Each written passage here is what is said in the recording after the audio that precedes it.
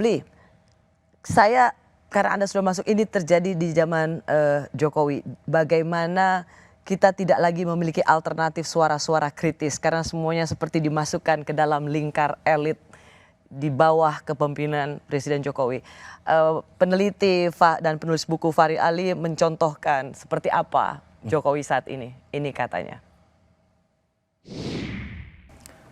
Jokowi itu telah muncul sebagai sosok yang menandingi kedikdayaan partai-partai politik. Gitu.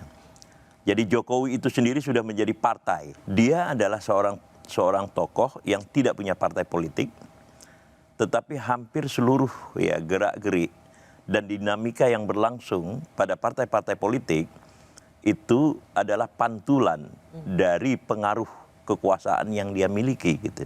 Jokowi ini itu justru kekuasaannya atau pengaruhnya itu melebihi partai-partai politik.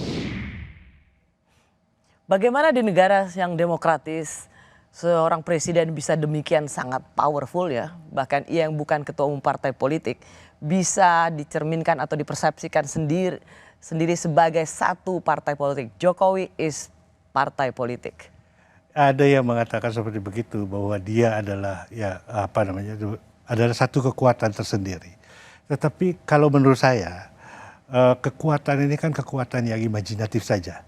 Ya, ini adalah persepsi orang, gitu ya. Jadi banyak orang punya persepsi itu sehingga terbangun bahwa dia memang kuat.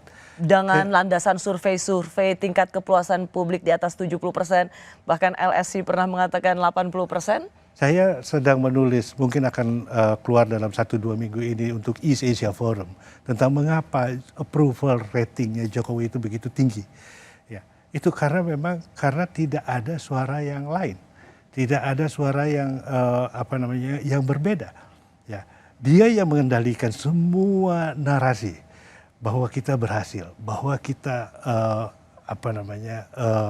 kita sudah mencapai banyak hal.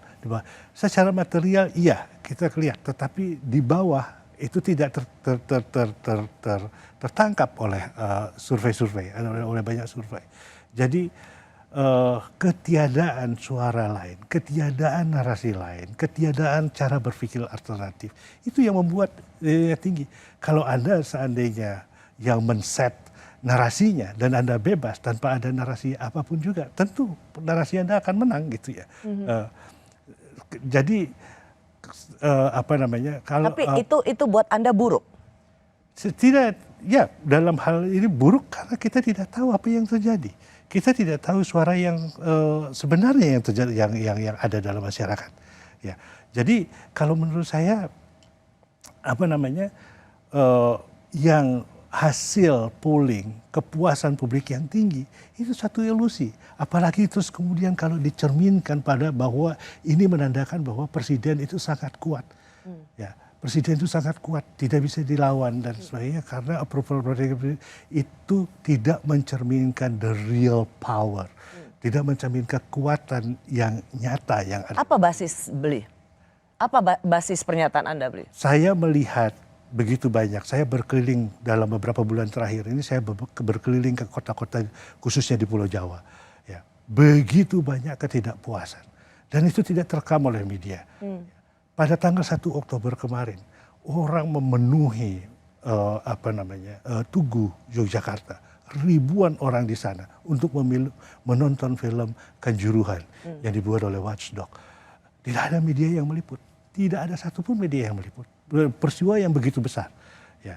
Nah, ini yang membuat saya, karena semua media itu juga takut. Ya. Ada iklim seperti begitu. Saya mengalami 32 tahun. Jadi ada dua anomali perasaan di sini. Perasaan dukungan, ya, tetapi sekaligus juga perasaan ketakutan yang tersembunyi. Ketakutan yang tersembunyi itu real.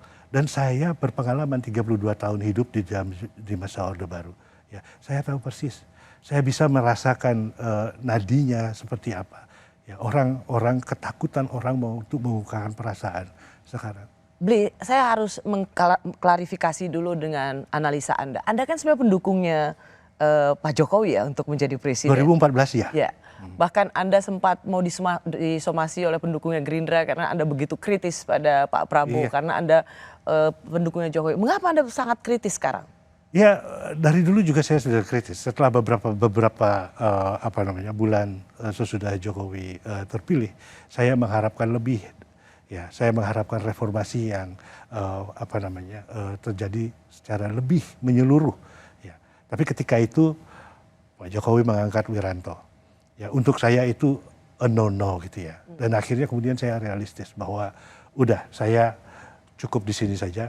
Saya kembali ke asal saya, kritis terhadap kekuasaan siapapun juga yang berkuasa.